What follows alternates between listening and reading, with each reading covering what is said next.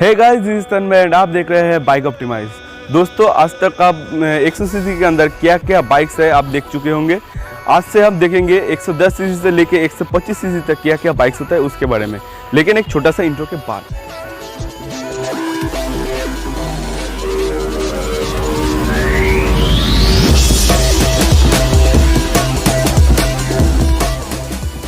नमस्ते दोस्तों, मैं शुभम। आज मैं बात करूंगा 110 सीसी से 125 सीसी तक जितने सारे बाइक्स का हम डेफिनेशन देंगे, उन सारे बाइक्स का नाम बताऊंगा मैं आज।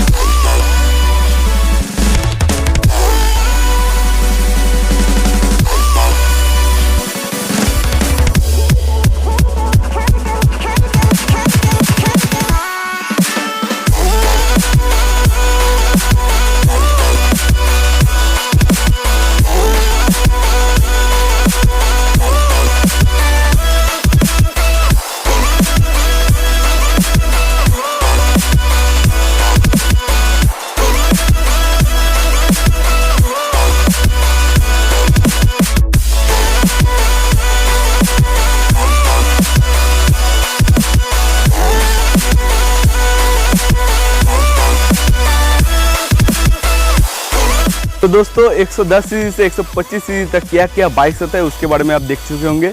इसके बारे में हम बात करेंगे दूसरे वीडियो में। तो आज के लिए इतना ही। नमस्ते, जय हिंद, वंदे मातरम। और हाँ, like and share and subscribe करना मत भूलना। Thank you.